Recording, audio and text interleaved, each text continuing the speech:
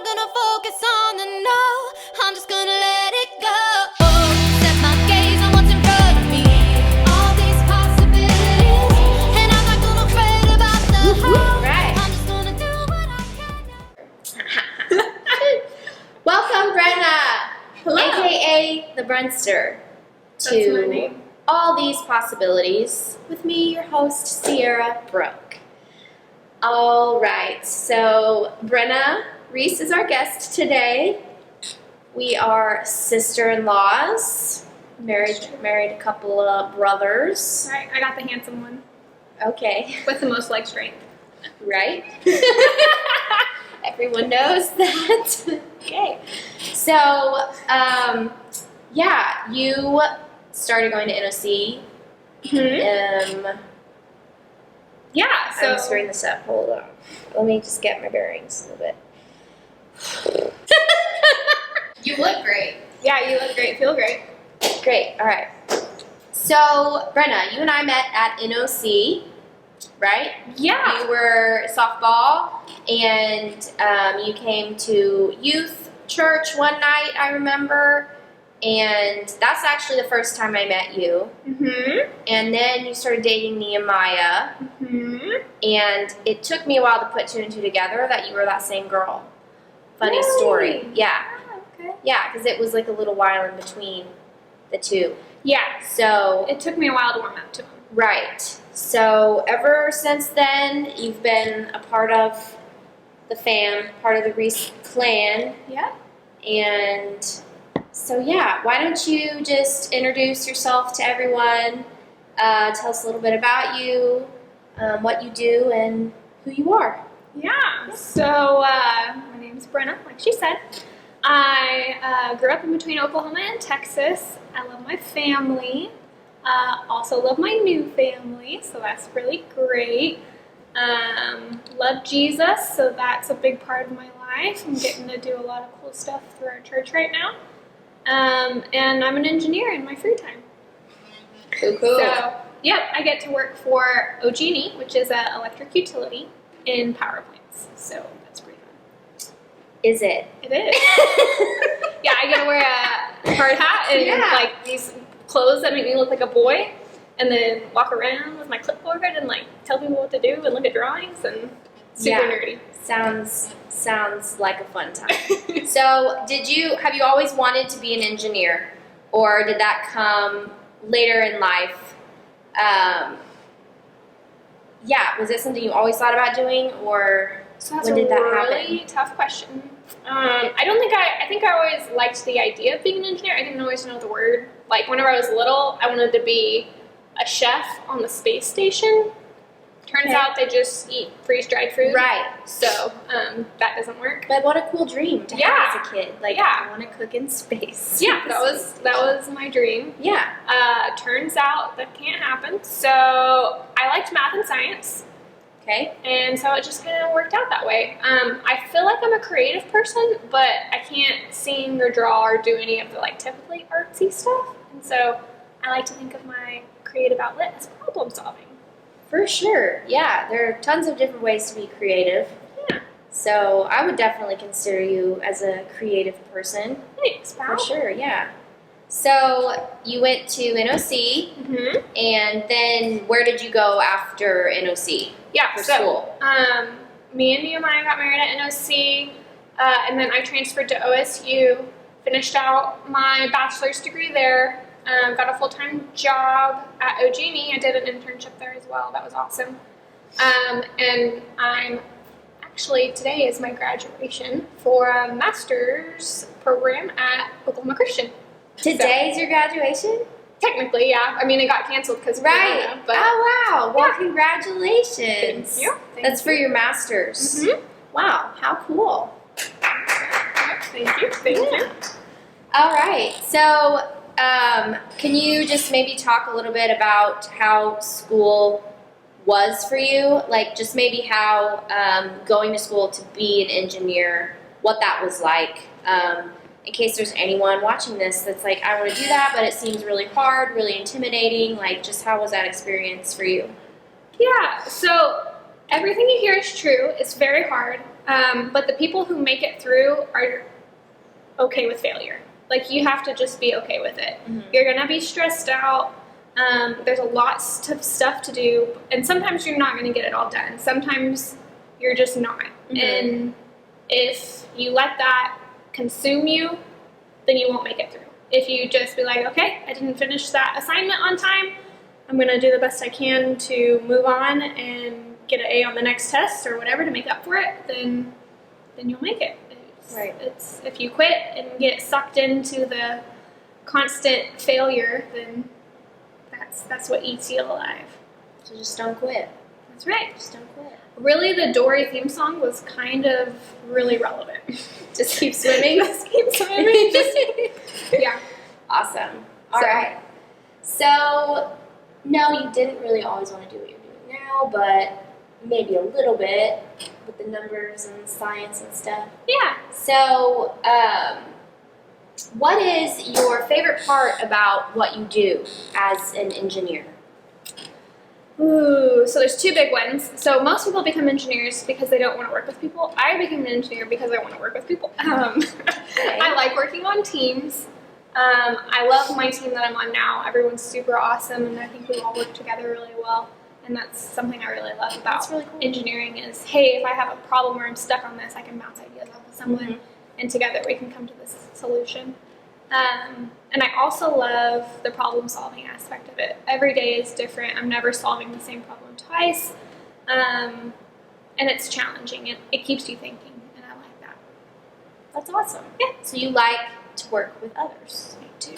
Most of the time. I can see that just because you like to hang out with people too. Yeah, I love so, people. People person. Yeah, the working from home thing has been rough. I bet. Yeah. Yeah. You've been posted up at Ponca House, just doing your stuff from there. So that's been challenging. Just having to work from home and everything. Yeah, my first segment where I worked from home, I kind of went into isolation mode because I thought if I'm working from home, I'm not going to get as much done if there's people around, and that'll mess me all up and I won't get any work done. And so I isolated myself from all my friends and family so that I could work for 8 hours straight and not see people. And that was just terrible because I'm a social person. And so in reality, I don't think I was getting any more done than I normally would. Right. And if anything, probably less because I was all stressed out. But once I kind of relaxed the borders and let at least Nehemiah and I work in the same room, then it was a little less stressful because I was seeing someone. Yeah. I went from seeing people all day, every day, to seeing no one. To seeing nobody. Yeah. So, yeah. I think that solution helped a little. Cool. All right.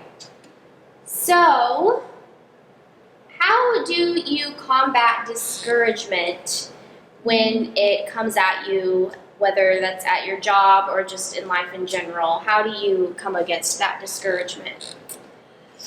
Oh, that's a good question because, like I said earlier, you have to be used to failure. Like you don't know everything. So, a lot of times what discourages me is not knowing something, right? I have to figure out a problem. I'm banging my head against the wall trying to figure something out. And so to combat that, what I normally do is kind of two different things. Is I talk a problem out loud. If I have an issue with something, then I talk it out loud. I'm like, man, maybe I'll talk to Nehemiah about it. He doesn't know what's going on, but hey, he's a pair of ears to listen and offer input. Because sometimes really unexpected people have really good advice. And the other thing is I like to do is break things into really, really tiny pieces.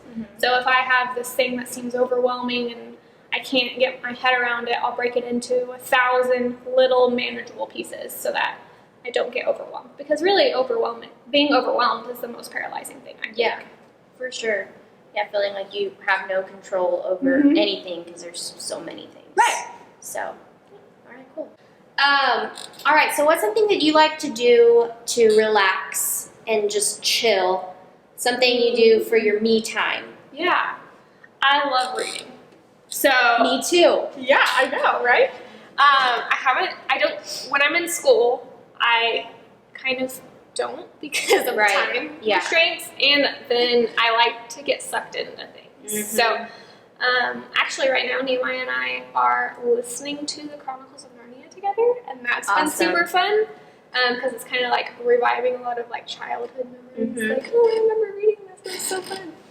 But yeah, I really love reading, and I think that especially fiction. Like fiction is just fun. It is so much It's fun. so much better than a movie because you can just like imagine it exactly how you would think it is Right. and put yourself in the situations. Like, yeah, I'm Katniss stuff. Yeah, Like, totally done that. So what's your favorite genre of fiction to read? that's a good question. I'm trying to think of the last.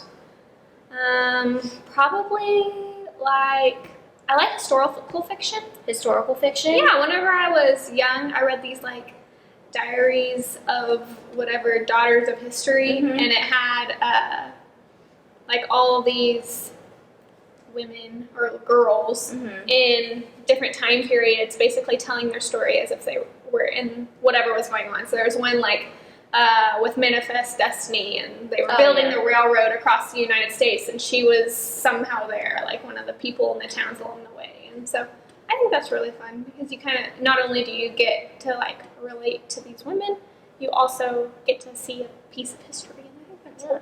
That is cool. Awesome. So historical fiction, and that reading is how you kind of relax. It's Yep. your me time. Yeah. So are you a series person or more of just a standalone or just any of it? Ooh, that depends. So if there's a good series, I like them because then you don't have to pick, right? Like Right. you have your next 27 books picked for Exactly. you. Why not? Yeah. Because picking is really a hard It part. is hard. It's like hard to Yeah. figure out what you want. And then when you finish a series, it's upsetting because you're like, I don't know what. Like a piece of you dies. Mhm. What do I do now? It's terrible. All right, well, cool. So you kind of mentioned just how it was inspiring looking up to women in those books and seeing, just the stuff that they've gone through. Maybe you could talk a little bit about what it's like being a woman in your workplace. Ooh. Just because, I went to music production school, and there was a serious, less amount of women there than there Right. was men. So I'm assuming engineering's probably the same. Oh, yeah. So what's that been like? Any challenges you've had to face? And if you could just talk on that a little bit. Man, that is a good question. So, so definitely is predominantly male, predominantly old white males in my career field because I'm in the utility industry, so everything's old, including the people. Gotcha. But you have to learn to recognize that these guys are really smart and Mhm. they've been there a long time, and so they know a lot. Mhm. One of the bigger challenges I've had to face is like you're my daughter. Like I get called sweetheart a lot, which Mhm. is fine most of the time because no one means it like Mhm. rudely.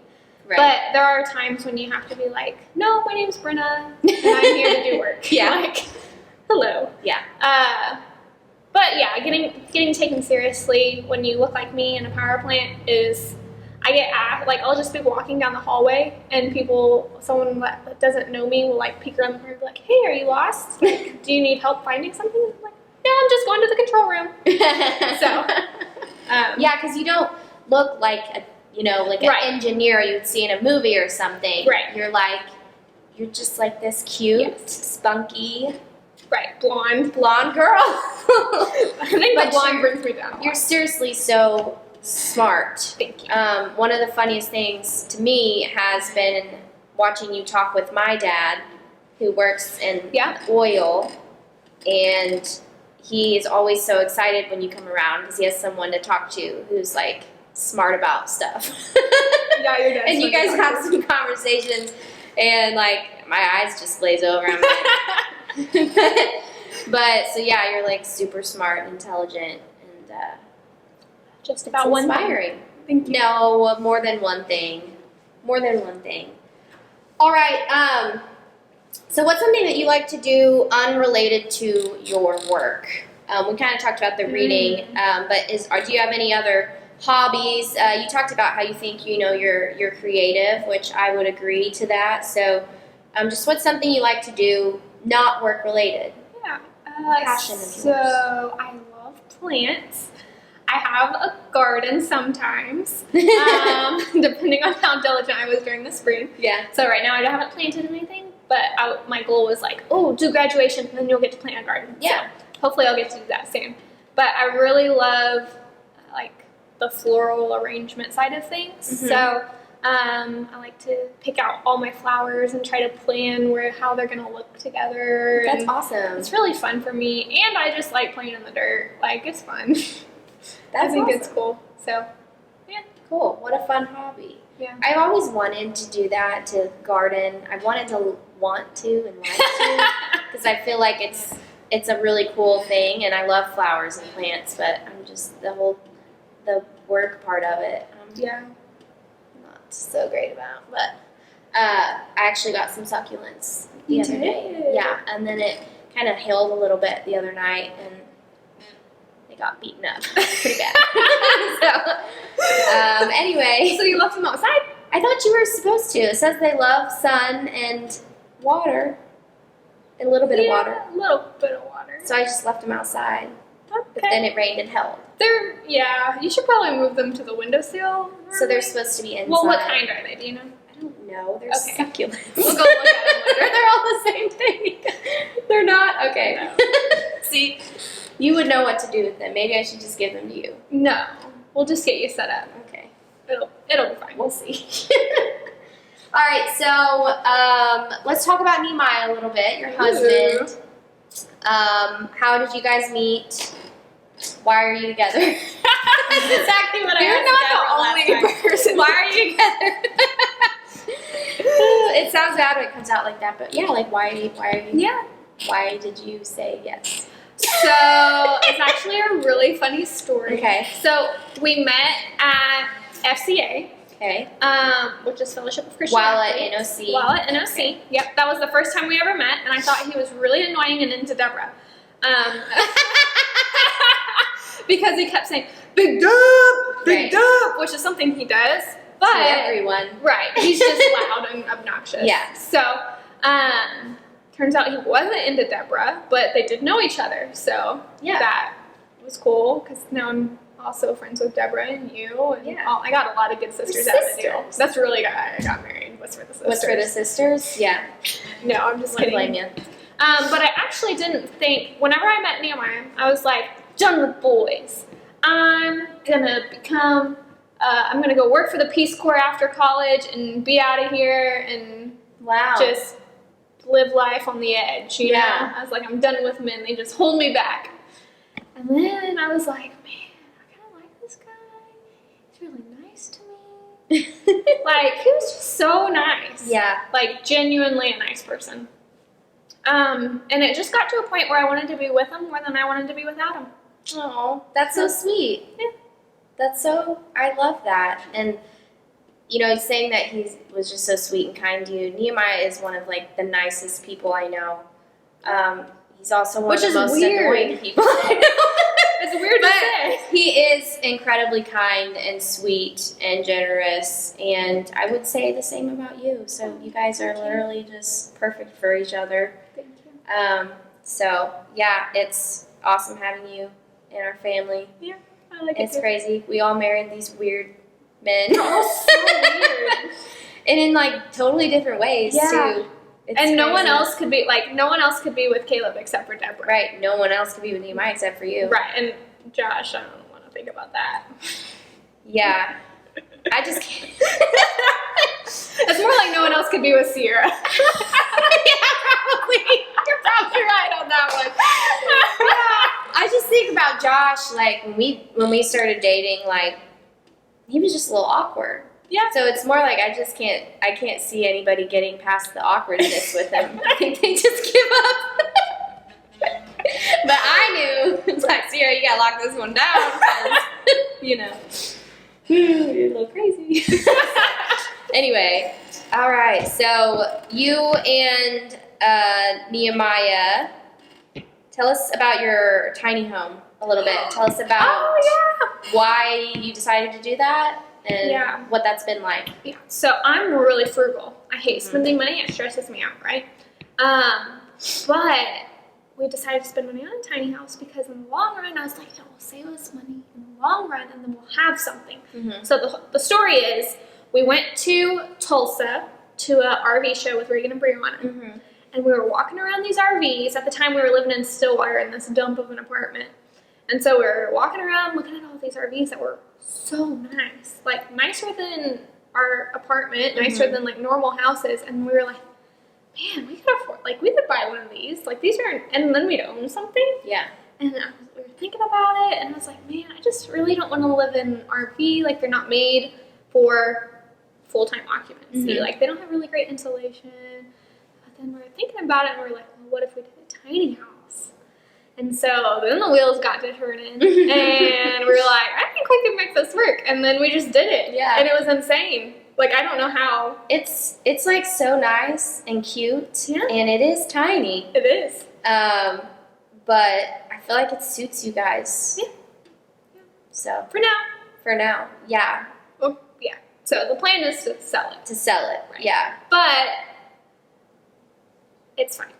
We still love it. It Right. was great for the purpose that it served. Right. But yeah, you guys got good use out of it, and now you're gonna make some money off of it. Yeah. So that's awesome. All right. So, what is something messy you've gone through in your life? It could be in your job. It could be personal. It could be, whatever. And it doesn't have to be super deep or anything. Just something you've gone through, come out the other side. Just to give some inspiration to whoever might be watching. Yeah. So I can talk about this thing at work. So my job, I just recently kind of transitioned into it, is to help maintain compliance to government standards. So the government says, hey, power plant, in order to be reliable and make sure everyone has power all the time, we need you to do certain things. And so it's my job to prove that we're doing those certain things.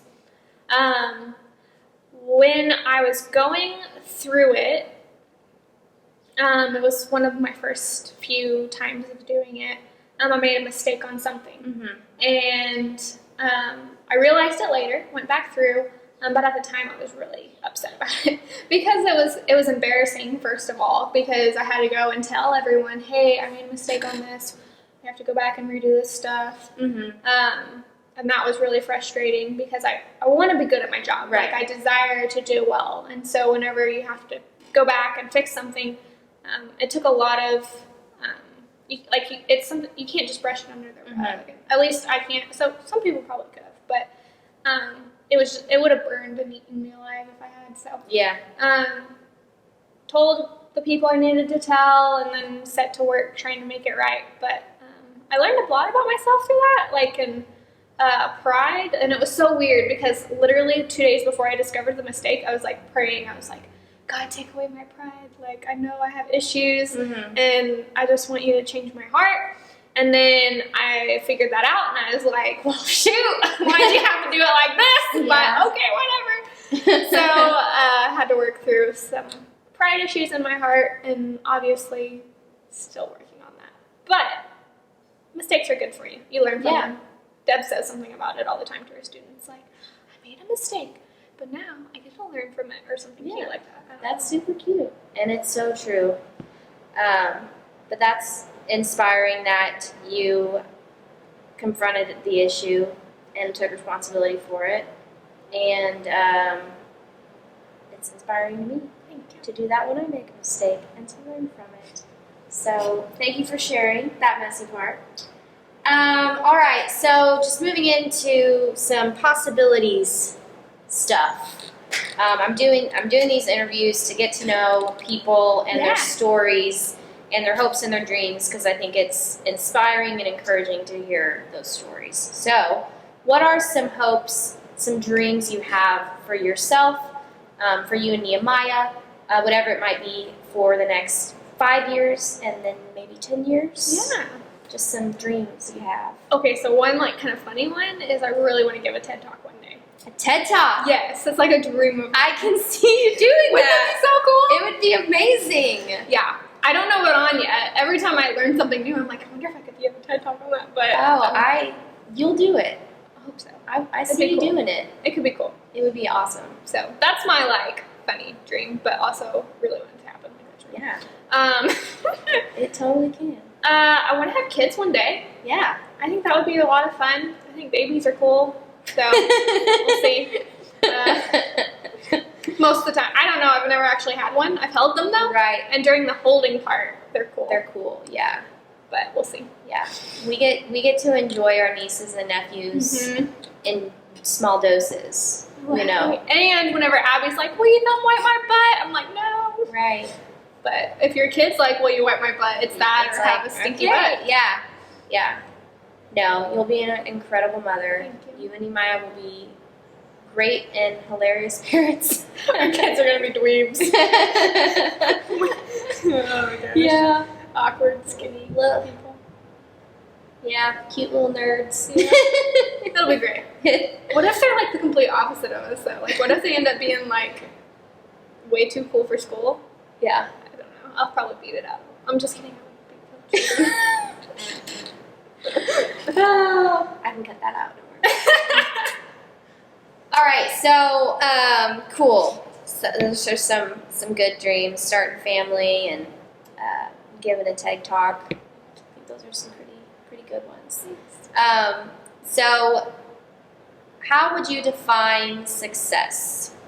Because the world has a lot of definitions for it. Culture gives us a lot of definitions for it. What does success mean to you?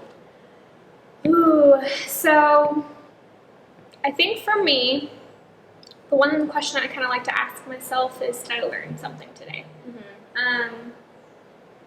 If I feel like if I'm constantly learning, then I like learning. And so if you're learning and continuously improving yourself or improving your knowledge base on whatever area it is, you can be learning how to crochet for all I care. Like learning something every day keeps your mind active, and I think it helps also build confidence and allowing you to do what you want to do in life. Like if you always know that you are capable of learning, then you can do whatever you want because you can learn how to do it and do it. Yeah. So I don't know. I think continuous learning is a big deal. Also I wanted to say this, but it sounded really cheesy, but I'm going to say it anyway. Say it. Do it. Say it. So when you say, how do you define success, it seems like, for me, it would also be adapting to failure, because you're going to fail. Like, in order to succeed, you have to fail, and if you fail, then continue on. Right. So, seems cliche, but... No, it makes total sense. And I've been thinking the same thing with just like rejection in like the music industry and stuff. It doesn't mean you're not successful. Right. You know, you just keep going. Like you said before, you just keep swimming. Yeah. So that's good stuff. All right, is there anything else you would like the people to know about you? Anything else? Something? I'm actually a really good backup dancer. So if you Ooh, ever yes, I need know about someone this. I know all about this. in a Ciara Brooke music video to do some interpretive dancing, Yeah. that could be me. Might have to dig up that cruise clip. Yeah, you should. Yeah, so little backstory on that. We went on a SIB-cation. So all the four brothers and their wives, we all went on a cruise. And one night at karaoke, Brianna, Deb, and Brenna got up there to do Teenage Dream by Katy Perry. That's right. And there were only 2 mics. Right. So Deb and Brianna got the mics, and Brenna was in the middle of them dancing. Right. But it was Which like, was better it anyway. almost looked choreographed, like premeditated dancing. Well, I danced to that song a lot. Okay. Anyway, it's one of the best things you'll ever see, so we might have to try to find that. Yeah. I feel like Nehemiah probably has that somewhere. It's probably you had to be there in the moment and feel the energy that was oozing It off was of me. hilarious. It was a good time. All right. Well, thanks, Brenna, for joining me today. You and Deborah are the first of my All These Possibilities interview series. And I'm excited to keep doing these and just hear about how people pursue their dreams and overcome trials and struggles, and just look forward to all the possibilities. Yeah, thanks for I having me. think we can all be inspired by each other. And For sure. Thanks for sharing your story. Thanks, pal. And we'll check you guys. Suck at this part.